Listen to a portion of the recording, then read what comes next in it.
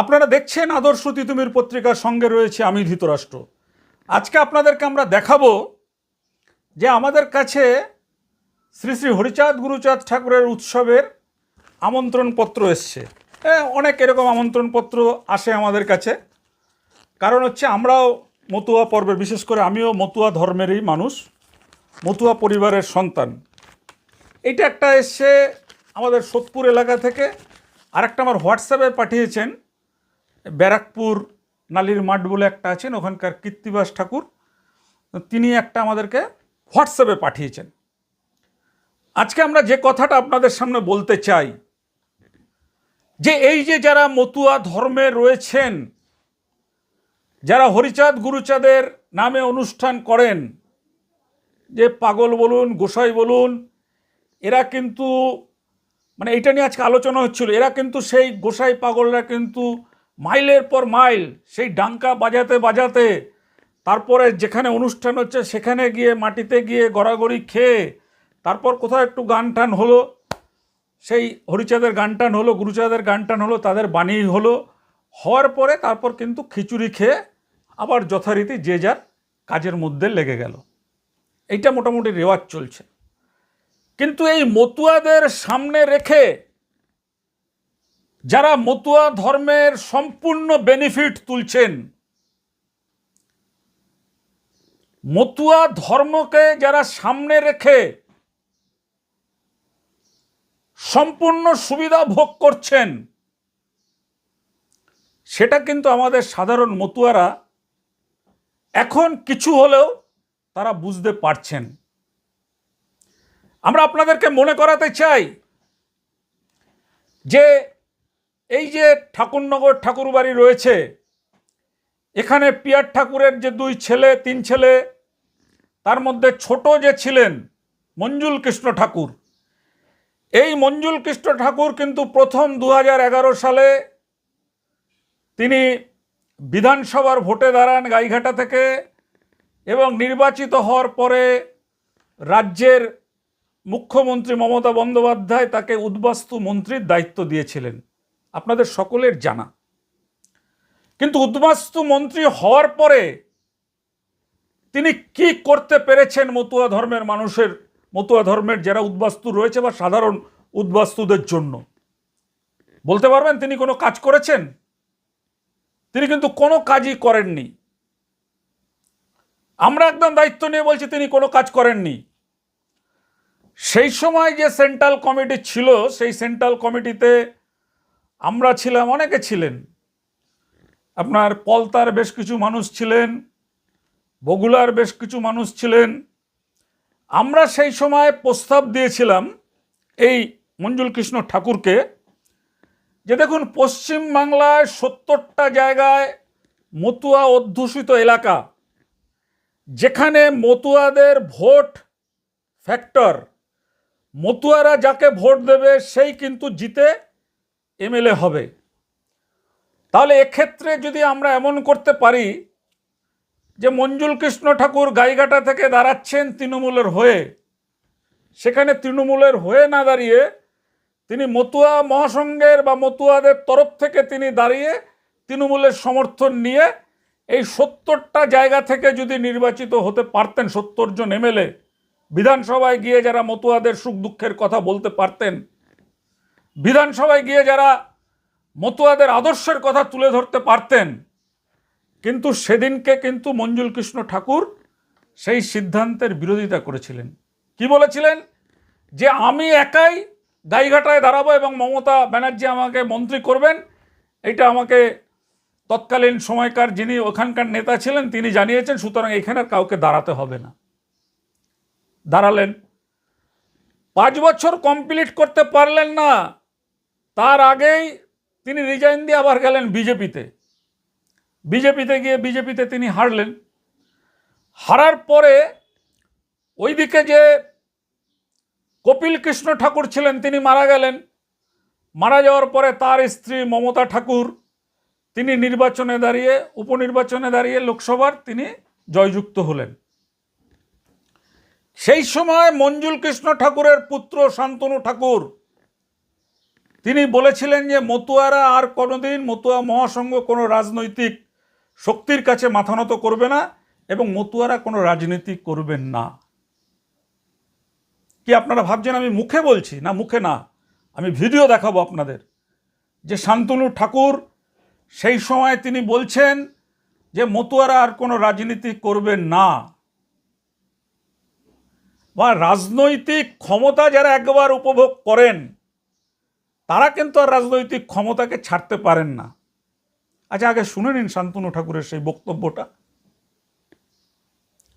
আমি শান্তনু ঠাকুর আপনাদের কাছে কথা দিচ্ছি আবারও যে আমি নিজে রাজনীতি করব না এবং ঠাকুর বাড়ি থেকে কেউ রাজনীতি করবে না।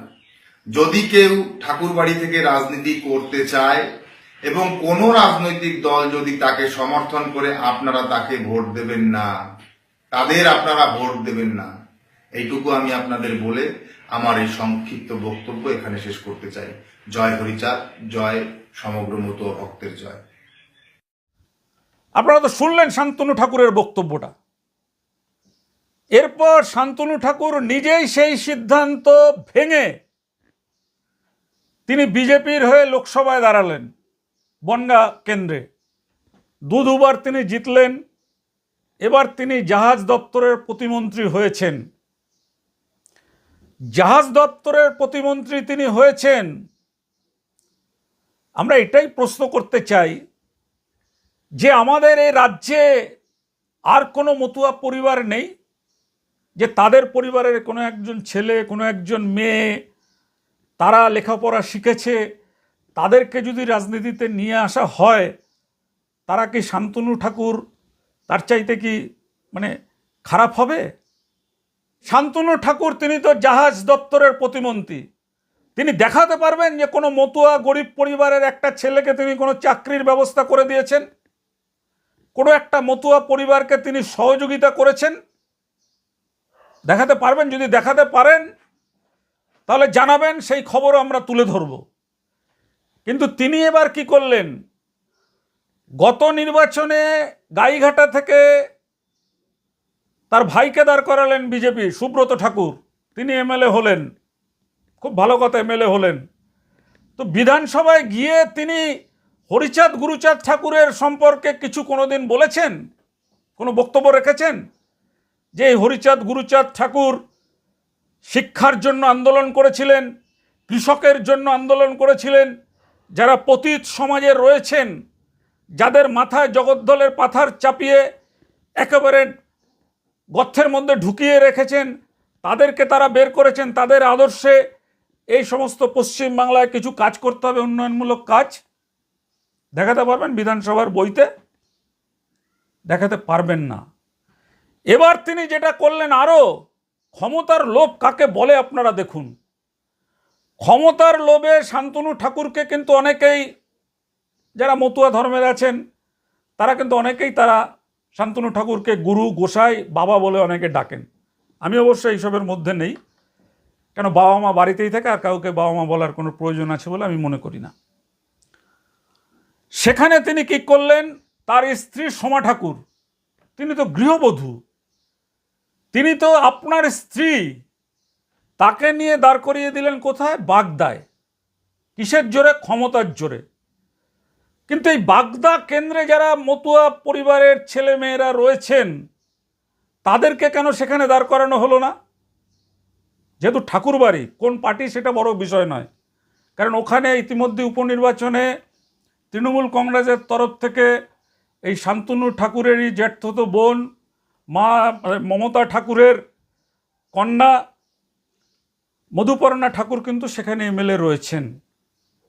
সেখানটায় নিয়ে তিনি তার স্ত্রীকে দিলেন। এবারে বাগদা এলাকায় দীর্ঘদিন যাবৎ রাজনীতি করছেন দুলাল বর, তিনি একবার এমএলএও হয়েছিলেন। কিন্তু তারপরে দেখা যাচ্ছে যে বাগদাতে বিশেষ করে বাইরে থেকে লোক নিয়ে বাগদাতে দাঁড় করানো হয়। যেমন উপেন বিশ্বাসকে একবার দাঁড় করানো হয়েছিল, এরকম বাইরে থেকে ক্যান্ডিডেট নিয়ে সেখানে দাঁড় করানো হয়। তবে তার বহু আগেই মতুয়া পরিবারের ছেলে, রাজনৈতিক সন্ন্যাসী বলা যেতে পারে, কমলাক্ষী বিশ্বাস, তিনি বেশ কয়েকবার ওই কেন্দ্র থেকে তিনি জিতেছেন। তিনিও একজন মতুয়া পরিবারের ছেলে হলেও এই মতুয়াদের সঙ্গে তার খুব একটা যোগাযোগ ছিল না। কিন্তু মতুয়াদের আদর্শকে তিনি মেনে চলতেন এবং প্রকৃত একজন সৎ রাজনৈতিক নেতা যদি বলা যায় তো ওই কমলাক্ষী বিশ্বাসকে বলা যায়, কারণ তার গলায় কিন্তু আমি ওই আচার মালাও দেখেছি এবং বিভিন্ন মতুয়াদের পরিবারে তার যাতায়াতও আমি দেখেছি। এইবার বনগাঁ কেন্দ্রে, বাগদা কেন্দ্রে দেখা গেল যে সেখানে সোমা ঠাকুরকে দাঁড় করিয়ে দিল। আচ্ছা, সোমা ঠাকুরকে যে দাঁড় করালেন, সোমা ঠাকুর কোনোদিন বিজেপি করেছেন? সোমা ঠাকুর কোনোদিন কোনো প্রতিবাদ আন্দোলনের মধ্যে তিনি ছিলেন? সোমা ঠাকুর কোনো মতুয়াদের বিপদে তাদের পাশে গিয়ে দাঁড়িয়েছেন? তিনি আপনার স্ত্রীর সম্মানজনক জায়গায় আছেন, তাকে ভক্তবৃন্দরা এসে প্রণাম করেন, মা বলে তাকে সম্বোধন করেন, এটাই কি যথেষ্ট ছিল না? তাকে নিয়ে চলে আসলেন ক্ষমতার অলিন্দে, বাগদা কেন্দ্রের প্রার্থী। কেন? তিনি যেহেতু এমপি, তাকে বিজেপির মধ্যে তার প্রভাব রয়েছেন, তিনি জাহাজের প্রতিমন্ত্রী, সেই ক্ষমতাকে কাজে লাগিয়ে তিনি তার স্ত্রীকে দাঁড় করিয়ে দিলেন বাগদায়। এবং বাগদায় যার কথা আমরা বলছিলাম, দুলাল বর, সেই দুলাল বর কিন্তু দীর্ঘদিন যাবৎ তৃণমূল ছাড়ার পর তিনি বিজেপিতে আছেন এবং বিজেপির হয়ে তিনি বহু আন্দোলন করছেন এবং এই রাজ্যের যে শিডিউল কাস্টের যে বিজেপির যে সংগঠন রয়েছে তারও তিনি দায়িত্বে রয়েছেন। এইবার এই যে লড়াইটা শুরু হয়ে গেল, মতুয়াদের ভাঙন, মতুয়াদের নিজেদের মধ্যে লড়াই, শান্তনু ঠাকুর যদি তার স্ত্রীকে না দাঁড় করিয়ে ওখান থেকে দুলাল বরকে দাঁড় করাতেন বা অন্য কাউকে দাঁড় করাতেন, তাহলে কি কাজটা খারাপ হতো? অন্য জায়গার কথা বাদ দিন, অন্য তো আরও আমাদের পলতায় ভোলা বিশ্বাস এরা রয়েছেন, আমাদের উত্তর দমদমে পরীক্ষিতবালা রয়েছেন, অমল কৃষ্ণ বাইন রয়েছেন, এরকম অনেকেই রয়েছেন, কাউকেই কোনো সুযোগ দেওয়া হয়নি। সুযোগ সব তারা ভোগ করছেন। কিভাবে ভোগ করছেন? শান্তনু ঠাকুরের যে পরিবার, সেই পরিবারে শান্তনু ঠাকুর, সোমা ঠাকুর, সুব্রত ঠাকুর, তিনজন দাঁড়িয়েছেন। তার মধ্যে দুজন, একজন হচ্ছে এই মুহূর্তে এমএলএ রয়েছেন সুব্রত ঠাকুর, আর শান্তনু ঠাকুর তিনি তো জাহাজ প্রতিমন্ত্রী রয়েছেন। নতুনভাবে ঢুকালেন তার স্ত্রীকে বাগদা কেন্দ্রে এবং সেখানে রয়েছেন মধুপর্ণা ঠাকুর, কপিল কৃষ্ণ ঠাকুরের মেয়ে, এবং মমতা ঠাকুর রয়েছেন রাজ্যসভার সদস্য তৃণমূলের। তো এইবার আমরা একটা কথাই বলতে চাই যে যারা লাল নিশান নিয়ে, জয়ডঙ্কা নিয়ে হরিবোল হরিবোল করতে করতে রাস্তা দিয়ে যাচ্ছেন, ঠাকুরের অনুষ্ঠান করছেন এবং সারা বাংলার মানুষ জানছে যে আমাদের রাজ্যে মতুয়া শক্তি বলে একটা শক্তি রয়েছে, সেই শক্তিটাকে কিন্তু ধীরে ধীরে ক্ষয় করছেন। কারা ক্ষয় করছেন? ক্ষয় করছেন এই ঠাকুর বাড়িতে যারা মাথা হয়ে বসে রয়েছেন। ঠাকুর বাড়িতে যারা মাথা হয়ে বসে রয়েছেন, আজকে আমাদের বলার সময়, আমরা না বললে খুব ভুল হবে এই কথাটা, কারণ যারা আমাদের এই মতুয়া সম্প্রদায়ের মধ্যে মতুয়াদের নিয়ে একটু চর্চা করেন, মতুয়াদের সম্পর্কে যাদের ভালো জ্ঞানগম্ভীর আছে, আজকে কিন্তু তাদের মুখ খুলতেই হবে যে আমার একটা পরিবার থেকে 5 জনকে ভোটে দাঁড়াতে হবে, তাহলে সারা বাংলায় যে আমার যে সংগঠন রয়েছে, সারা দেশে আমার যে সংগঠন রয়েছে, সেই সংগঠনের কোনো ছেলে মেয়ে তাদের কোনো যোগ্যতা নেই ভোটে দাঁড়ানোর মতন? জবাব দেবেন শান্তনুবাবু। আপনি মন্ত্রী, আপনি জাহাজের প্রতিমন্ত্রী, আপনি এক সময় বললেন রাজনীতি করা যাবে না, আবার আপনি রাজনীতিতে এসে পুরো পরিবারকে ঢুকিয়ে দিচ্ছেন রাজনীতিতে। তাহলে আর যারা মতুয়ারা রয়েছেন, যারা ওই আচারমালা গলায় নিয়ে মতুয়া আদর্শ প্রচার করে বেড়ান, তাহলে তারা কি সারা জীবন ওই বড় বড় চুল, বড় বড় দাড়ি রেখে তারা মতুয়াদের অনুষ্ঠানে যাবেন, ডঙ্কা বাজাবেন, কীর্তন করবেন, মাটিতে গড়াগড়ি করবেন, আর খিচুড়ি খেয়ে পরের দিন আবার মতুয়াদের পরিবার বেশিরভাগই গরিব পরিবার, আপনারা জানেন, অনেকেই আছেন মানে ছোটোখাটো কাজকর্মের মধ্যে দিয়ে তাদের জীবন যায়। কিন্তু যারা লেখাপড়া শিখেছেন মতুয়াদের তরফে, যারা মতুয়াদের মধ্যে শিক্ষিত রয়েছেন, কথা বলতে পারেন, তাদের প্রতি কেন বঞ্চনা? তাদের প্রতি কেন এই বৈষম্য? আজকে কিন্তু সেই বৈষম্যের বিরুদ্ধেই আমাদের এই প্রতিবেদন।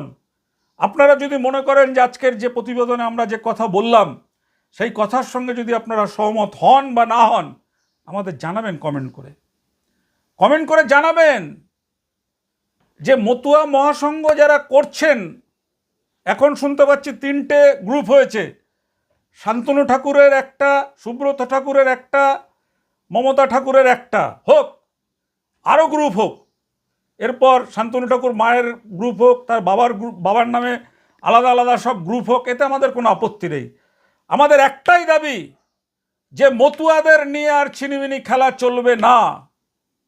এবং বাগদায় দুলাল বর যে আন্দোলন করছেন, আমরা মনে করি এই আন্দোলনটা সঠিক আন্দোলন। এবং যেদিন ভোটে দাঁড়িয়ে সোমা ঠাকুরকে আপনারা দেখেছেন যে এক ব্যবসায়ীর কাছে পৌঁছেছিলেন, সেই ব্যবসায়ী কিন্তু পত্রপাঠ তাকে প্রত্যাখ্যান করে বলেছিলেন যে এখানে বাগদায় কোনো লোক নেই, বাগদাতে কোনো যোগ্য লোক নেই, সব অযোগ্য। ঠিকই বলেছেন উনি, আমরা ওনার সাথে একমত। যে এত কেন লোলুপ দৃষ্টি রাজনৈতিক ক্ষমতা ধরার জন্য? ক্ষমতায় কি রয়েছে এমন মধু? যারা দিল্লিতে গিয়ে বাংলার বিধানসভায় গিয়ে একটা মতুয়াদের হয়ে একটা কথা বলতে পারেন না, মতুয়াদের কথা বলেন না, গুরুচাঁদ ঠাকুরের কথা বলেন না, যে গুরুচাঁদ ঠাকুর যে ভারতবর্ষের যে শিক্ষার জন্য আন্দোলন হয়েছিল, সেই আন্দোলনে গুরুচাঁদ ঠাকুরের যে একটা বিরাট বড় ভূমিকা রয়েছিল, যার সঙ্গে বিদ্যাসাগরের তুলনা করা যেতে পারে, সে কথা কোনোদিন বলেছেন রাজ্যসভায়, বিধানসভায়, লোকসভায় কোথাও গিয়ে? বলার ক্ষমতা হয়নি। উল্টে আমরা দেখেছিলাম যে রাজ্যসভায় গিয়ে যখন মমতা ঠাকুর হরিচাঁদ ঠাকুরের নাম বলেছিলেন, তাকে থামিয়ে দেওয়া হয়েছিল। এই তো অবস্থা চলছে। তো এইভাবে সাধারণ মতুয়াদের আর কতদিন এভাবে দমন পীড়ন চলবে? এবার রুখে দাঁড়ানোর সময় এসেছে। অধিকার কিন্তু কেউ দিয়ে দেয় না, অধিকার আদায় করে নিতে হয়। একথা কিন্তু গুরুচাঁদ হরিচাঁদ ঠাকুরের। এবং গুরুচাঁদ হরিচাঁদ ঠাকুর কিন্তু এই যে ধরাধামে এসেছিলেন, তারা কিন্তু কোনো দেবতা হওয়ার জন্য পৃথিবীতে আসেননি। তারা এসেছিলেন যারা একদম পিছিয়ে পড়া দলিত, সেই দলিত মানুষ, কিন্তু সে ব্রাহ্মণও হতে পারে, যারা একদম সমাজের পিছিয়ে রয়েছেন, তাদেরকে তুলে ধরার জন্যই কিন্তু এনারা এসেছিলেন। এবং নানানভাবে তারা লড়াই করেছিলেন। এবং যে বাড়িতে তারা যেতেন, সেখানে গিয়ে কিন্তু বলতেন যে ছেলে মেয়েকে যদি শিক্ষা না দাও, তাহলে তোমার বাড়িতে আর কখনো আমরা আসবো না। ছেলে মেয়েকে দেবে শিক্ষা, দরকার হলে করবে ভিক্ষা, এই কিন্তু তাদের স্লোগান ছিল। আপনারা ভাবুন, আপনাদের ভাবার জন্য আমরা আজকের এই ঘটনাগুলো তুলে ধরলাম। যে সত্যি দেখুন তো, যে মতুয়া যারা সাধারণ রয়েছে, যাদের ভোটার লিস্টে নাম কেটে গেছিল, সেখানে কি বলেছিলেন এই নেতা, আমাদের নেতা? তিনি তো বলেছিলেন যে ওদের যদি 50 লক্ষ যায়, আমাদের 1 লক্ষ গেছে, তাতে কি যায় আসে? এটা কোনো কথা? এটা কোনো কথা বলুন? যারা মতুয়াদের রক্ত, মতুয়াদের ঘাম, এই সমস্তগুলোকে নিয়ে যারা বিভিন্ন লোকসভা বলুন, বিধানসভায় বলুন, অলঙ্কৃত করছেন সিটগুলোকে, তাদের মুখ দিয়ে মতুয়া উন্নয়নে কোনো বার্তা নেই। দেখাতে পারবেন যে মতুয়াদের একটি ছেলেকে আপনারা ডাক্তারি পড়াশোনার জন্য সহযোগিতা করেছেন, সে ডাক্তারি পড়ছে? দেখাতে পারবেন একটা মতুয়া পরিবারের ছেলেকে, যে কলেজে প্রফেসর হতে পারে এমন কোনো ছেলেকে আপনারা আপনাদের তরফ থেকে তাকে কোনো রকম সহযোগিতা করেছেন? দেখাতে পারবেন না। তাই আজকের দেখুন, আমরা মতুয়াদের ব্যথা যন্ত্রণাটাই আমরা আপনাদের সামনে তুলে ধরলাম।